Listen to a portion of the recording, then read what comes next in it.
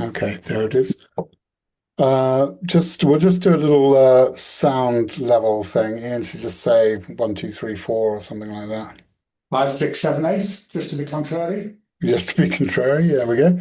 That's good. Okay, Megan, this is season 2, episode 3 of the podcast. And here we go. Hello and welcome to another edition of the RotorHub International Podcast. With me today is Ian Bonthrone of Air Rescue UK. Ian, thanks for joining me this morning. It's great of you to spare the time, especially as you're there up in your shiny new facility up in Harwich, which had its formal opening. What was it? About 3 or 4 weeks ago, wasn't it? Something like that. Yeah, 3 weeks ago. Good morning, Gideon. It's nice to be here. And yeah, the sun is still shining on us in the new facility in Harwich. We've got students on the simulator now, and things are going well. Yeah, I mean it's an incredible bit of kit there.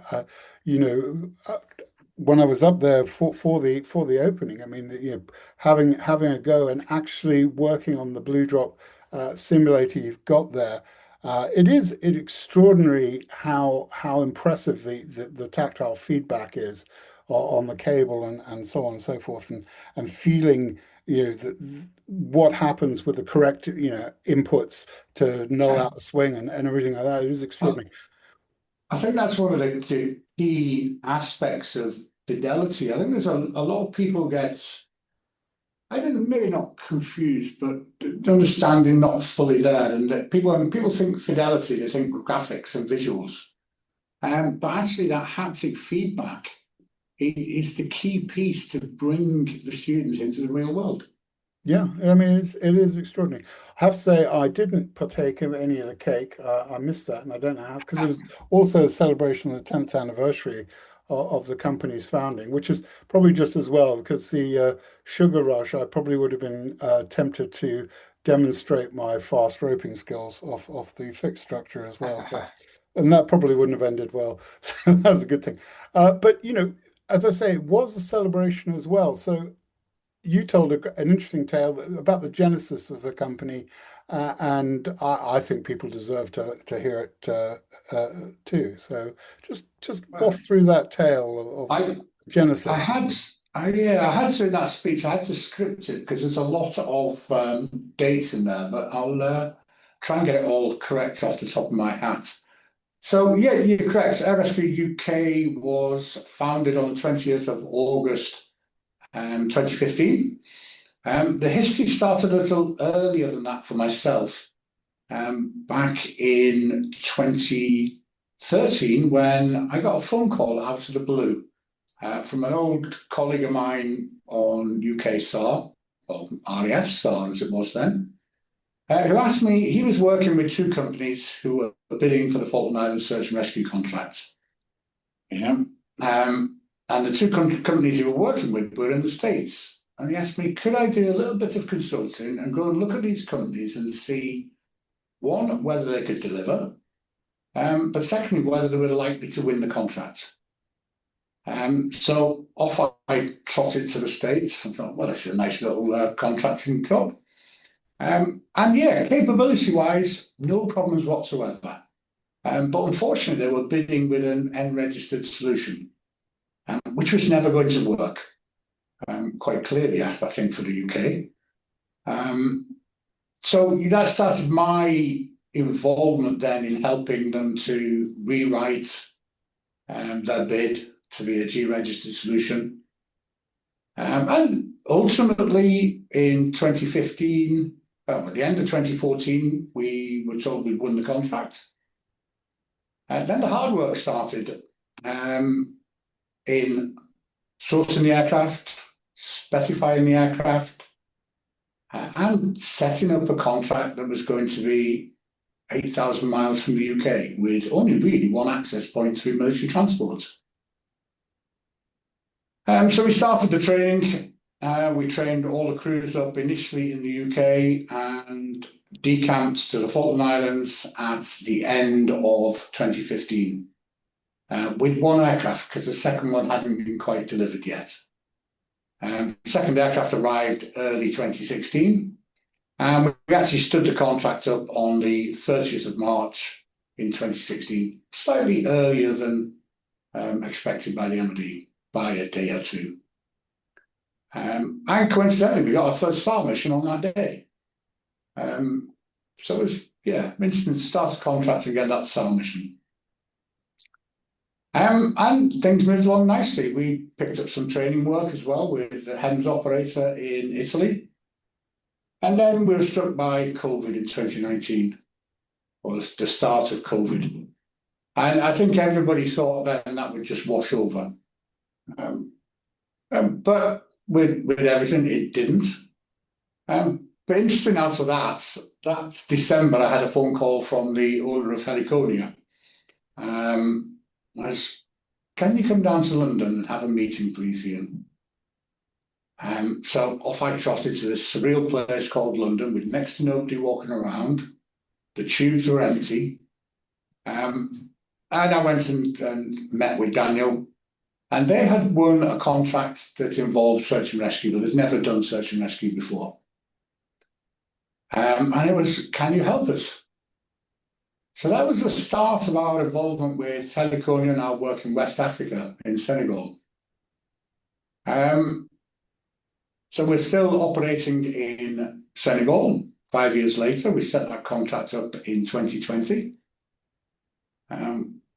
With a company that had no real previous experience of search and rescue. So, I suppose our big involvement with that was in helping to build the ops manual and with the training and setting the standards. And Heliconia successfully delivering SAR for 2 companies off Senegal now.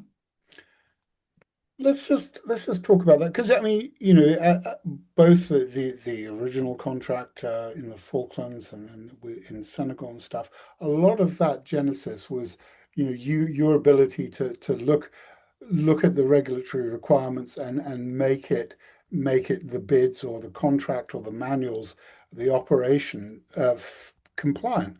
Now that brings us into that weird, strange set of circumstances when it comes to, we live in an industry which is as regulated as it can possibly be, yet there is this glaring hole. Flight crew, it's very defined about your competencies and training requirements and stuff. Cabin crew in fixed wing airline operations, rotary, but rear crew, it's basically the Wild West, isn't it? Well, yeah, Wild West. As far as the regulators an analogy. No, that's an analogy. I mean, there's regulation out there. I think the issue is, and I've had this discussion with many people, is around the main regulators, the EASA, the FAA, and how they view search and rescue, how they view hoist operations, and how they view technical crew. So I think back to the Falklands contracts, that was relatively simple because the requirement was that we had a UK SAR AOC. And that was defined in CAP 999 because state search and rescue is by EASA is a state activity. So the UK CAA approved that.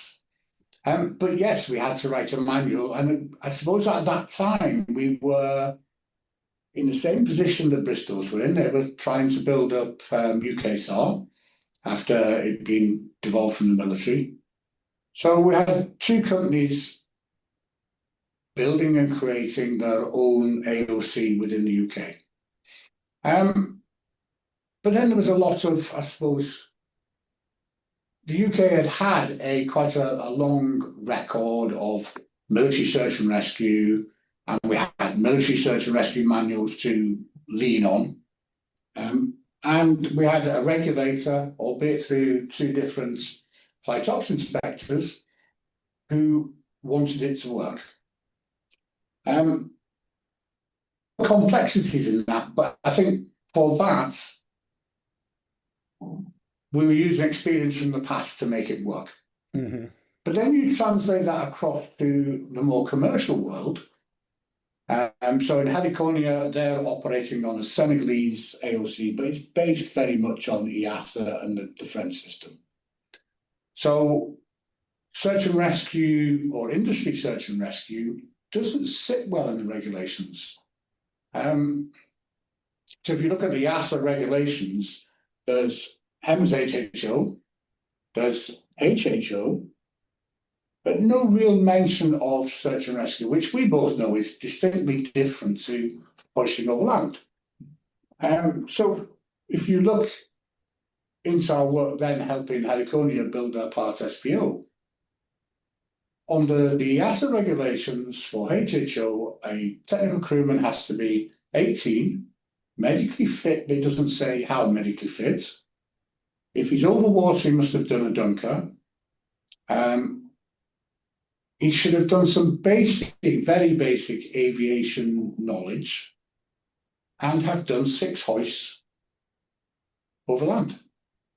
It's incredible, isn't it? It doesn't say anything about water. Yeah. And you read across and you look at the FAA regs and Part 135, that's exactly the same.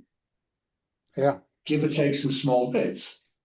So the requirements, I mean, the exact number of pages, but I mean, if you look at the regulations in the EASA for cabin crew compared to technical crew on helicopters, you know, you'd have to multiply the technical crew pages by a factor of 6 to get anywhere near the number of pages that are for cabin crew.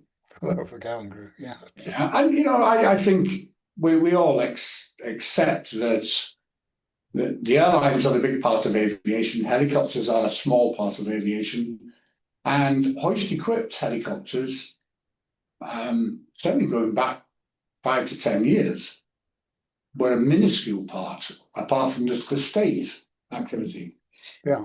So I suppose that, I mean, part of that comes from that, and then perhaps also, you know, a reliance on other actors in the piece, like IOGP, who developed standards and criteria which are a whole lot more stringent than those promulgated by the regulators, right? So there's a little bit of that. So maybe there it is the thing, because we were talking earlier and saying, well, you know, apart from the UK, Ireland, the Netherlands, and Spain, all other SAR provision in Europe is military or government derived, and that could be a factor. And then in the areas where it isn't, apart from the countries we just talked about, you know, in offshore support, you know, there's those definitions by the people like the IOGP, which again, EASA and others seem to, you know, that's a crutch they seem to be leaning on there. But it sort of runs counter to,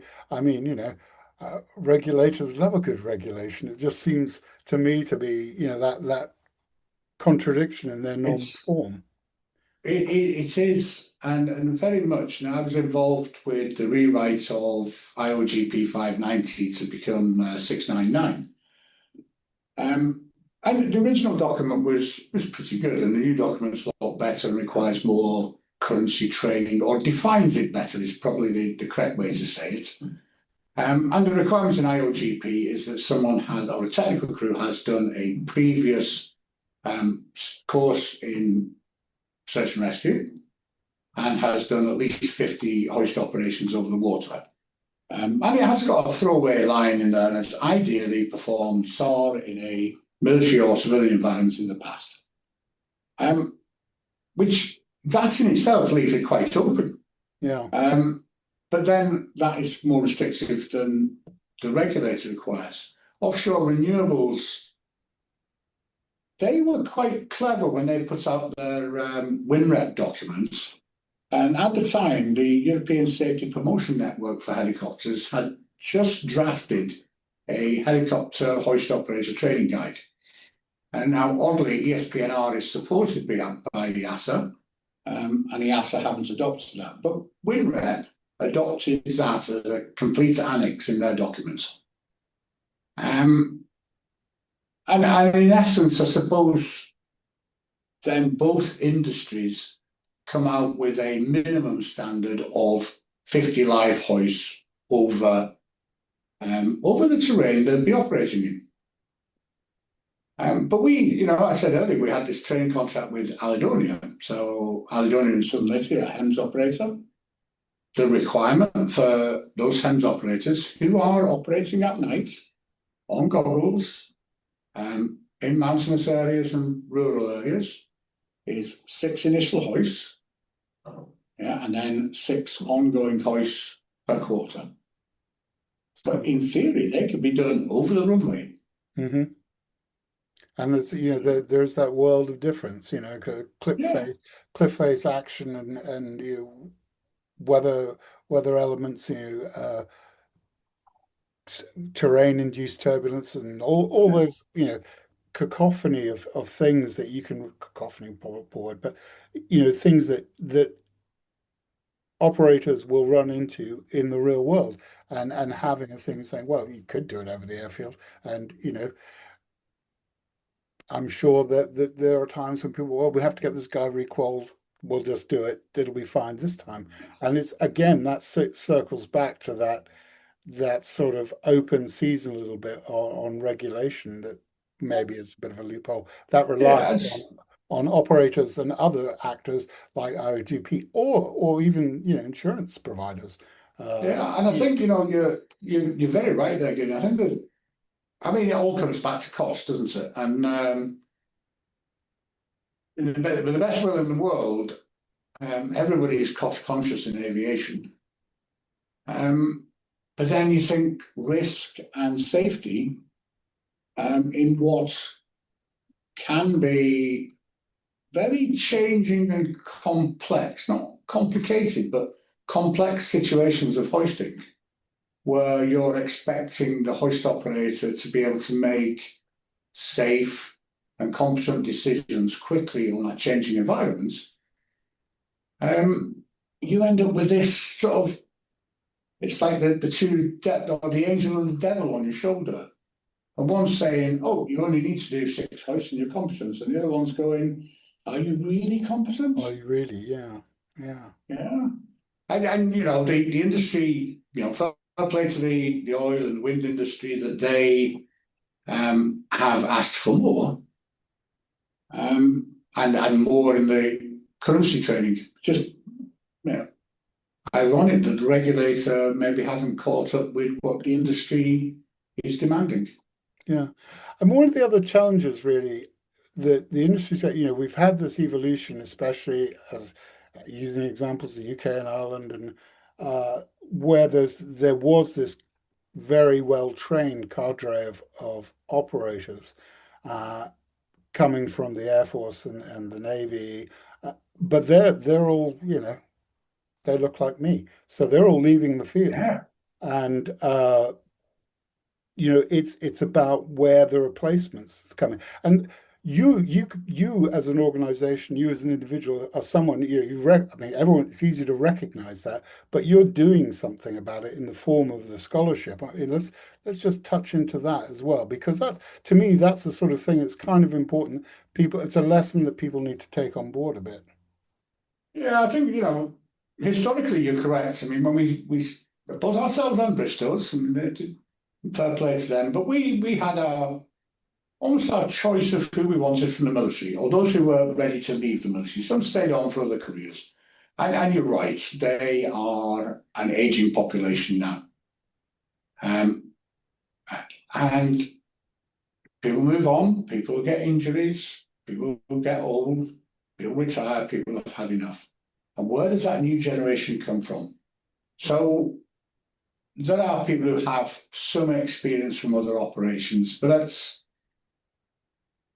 never the easiest to get them to the standards that are required by the contracts both companies have and the regulators' requirements in the UK. One thing we did, we haven't identified that. We went through this in 25. So in 2023, prior to that, we'd always identified that we had this gap. There needed to be people trained. And what's easier to train? Or where is the biggest shortfall? The biggest shortfall is hoist operators, not winchmen. Winchmen are relatively easier to train. And it came to a head for us, I suppose, in 23 when Mike Allman, who's a good friend of mine and was working for us, he unfortunately died very relatively young. Mike was one of those, you'd say, consummate professionals, but as an instructor, he's a guy who had always had time for the student's question. He would make time. He'd spend time in his evenings going through things with people. And we thought, okay, this is probably the trigger for us to offer something that's not been offered before and give opportunity to those who would not normally have had the chance to train as hoist operators. So we set up the Mike Holman Foundation scholarship. And the plan was to take initially one person, but we decided to run two for one, because it's easier to run people together and they learn from each other. And two, because we actually had some very good candidates and it was hard to choose between the top two. So we ran them through a program with the aim of taking them from absolute zero hoisting, absolute zero technical crew knowledge.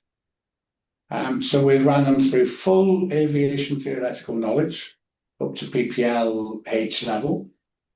And we trained them almost exclusively on the Blue Drop simulator, with the aim of getting them to operator conversion training. So are they fit to go out on a job now? No, they need to go through an operator's conversion. They need some experience of pink bodies on the cable, so to speak. But they are competent operators on the simulator. If I had a job for them both, I would give them a job tomorrow. Mm-hmm. And I know with the experience we've had with other people from the simulator that they would very quickly, in a matter of a few hours, be up to line check standard and be online. Unfortunately, most of our work is in the industry sphere, so oil companies are very good at switching contracts on and off. So there's some instability there, but for people to give up their day job, but one of them will quite happily give up his day job even for a 3-month contract. Mm-hmm. Yeah. So that ran for pretty much the last year. We actually started them late 24, autumn 24. Apart from one of them finishing off some training, in fact, he's got his full CRM course to do this week. They've effectively finished their training and are ready for operator conversion. We just need operators to give them a job. It's great when you hear about things like that. I mean, we talked about this when I was up in Harwich, but that sort of thing, that there they are, they're the first two products of the Holman Foundation are ready to employ. So if you're an employer out there listening and you're looking for winch operators, you've got two excellent candidates available. Contact Ian. I'm sure he'll be happy to put you in touch with them. But and I think, Ian, but answer that is, we've opened up now the scholarship for the next year. And if there's anybody listening to this that's thinking, how do I get into this? Go and find the Mike Holman Foundation on LinkedIn. You'll see the application process. Stick your application in. There's only one way to find out, and that's by trying. And if you never ask, the answer will always be no. Great. We're beaten by the clock again. So just to wrap that up, Ian, thanks, of course, for your time this morning. It's always a pleasure talking to you. So for the rest of you out there, things like the Mike Holman Foundation do not fund themselves. They are open to donations as well. And you can always contact the foundation through us at RotorHub or with Ian direct. Again, beaten by the clock. That has been another edition of the RotorHub International Podcast. Join us again in a fortnight's time when we'll be talking helicopter stuff to helicopter people. Until then, keep the blue side up and stay safe. Thank you, Gideon. And that's that. There we go.